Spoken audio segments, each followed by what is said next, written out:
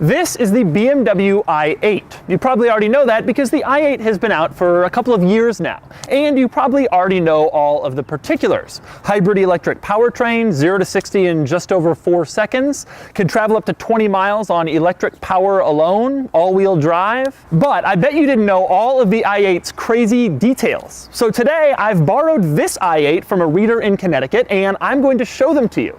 And then I'm going to take it for a drive and determine whether I think it's worth BMW's $150,000 asking price.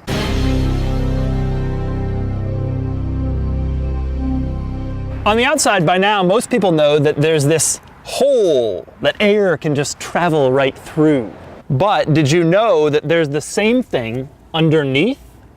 In back, some of the coolest features are the brake lights and the turn signal lights. Not quite as cool as the trunk space. Even though the entire hatch opens up, the trunk is confined to this tiny little area in the far back. One of the most interesting features inside the car, if you move the transmission lever over to sport mode, and then you decide, nah, you want to be in eco mode, and you press eco, the transmission lever pops back into drive like some sort of unseen ghost is moving it. Here's another weird quirk. The window doesn't go all the way down. This is as far as it goes. It's about 2 inches of window still remaining. So you can't really put your elbow up here because it's really uncomfortable.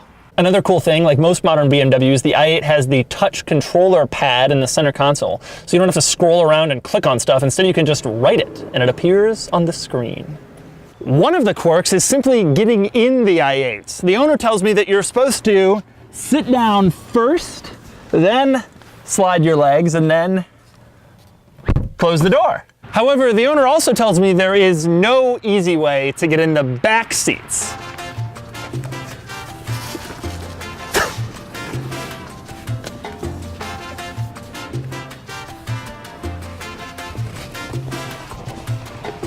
Oh.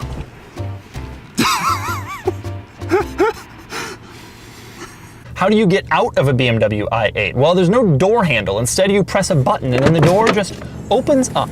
And then the gauge cluster shows you a cool little picture to let you know that your door is open. There's also a second door opener in the rear half of the front door, maybe for the rear passengers or in an emergency.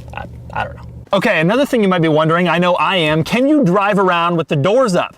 I don't know, let's find out. Yes, you can. Another cool thing, there's a little channel between the USB port and the center console where you can store your phone. And here's the really cool part, it even works when the lids are closed. The gauge cluster is super cool. It's a full LCD screen. Now when you're in sport, it's red and it gives you your RPMs, but then you move it over to comfort and it gives you the percentage power that you're using.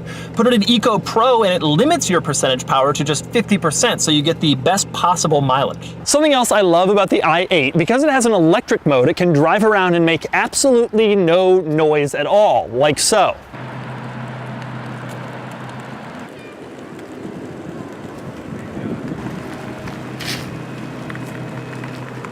You have to admit, it's kind of hilarious to see a vehicle that looks like this driving around with absolutely no noise coming out of any of its orifices. So the i8 has some very unique features, some cool and some weird.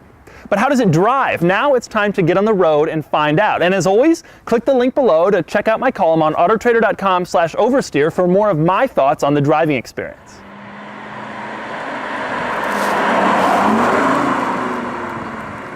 All right, we're driving the i8 here. The first thing you hear, I'm in sport mode, the first thing you hear is all this engine noise. It sounds like a V8. Of course it isn't, and all that is fake and it's piped in through the speakers. Man, listen to that. So all that is fake? Most of it is, yeah. Oh, that's sad. Yeah, I guess that's not really how a 3-cylinder engine sounds. Yeah. God, it sounds great though, doesn't it?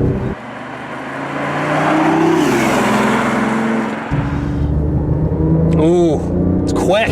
Little quicker than most of the 3-cylinders I've driven in the past. The ride is reasonably compliant. It's not so bad. Yeah. It's not so rough. So I'm in sport mode here, and sport mode is mostly gas engine, but also electric. But the real key is sport mode charges the battery. The owner told me he's only plugged it in a few times because he drives it in sport mode, so I can just charge it right up from that. we kind of stand out. I feel like I'm in the future. Do you feel like you're in the future when you're driving this thing? The handling, it's nice and precise. It feels good. So let's do comfort briefly. It feels more than happy just to cruise at a normal speed. Yeah. It's like, yeah, whatever, it's totally fine. A lot of exotic cars, especially ones that look this crazy, when you're going slow, you can tell it wants to go faster. The Viper is like, come on, why are we doing this?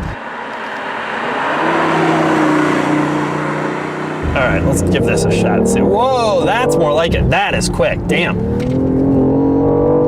Wow, that's impressive. Oh my God, boy, the handling is great. It really feels incredibly planted. There's of course no body roll at all. The transmission is insanely fast, and like you said, you don't feel upshifts or downshifts. They just sort of occur. Wow, that is crazily fast.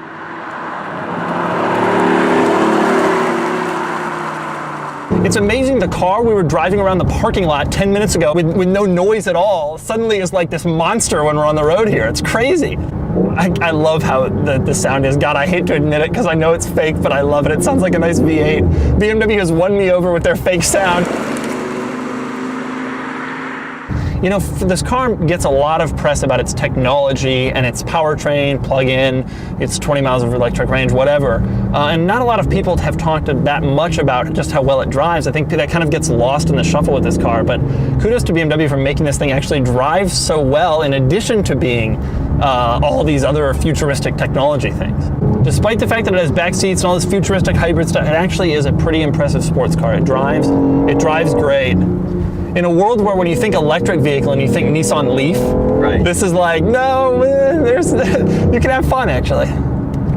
So is the i8 worth $150,000? Absolutely. It's fun, it's cool, it's futuristic, it's well equipped. But most importantly, before the i8, car enthusiasts had come to fear the rising tide of incoming electric vehicles. But the i8 and other cool electric cars like the Tesla Model S are proof that the future doesn't have to be boring and it doesn't have to be ugly. And most importantly, there is a place for exotic, awesome sports cars and car enthusiasts in a world without big, loud gasoline engines.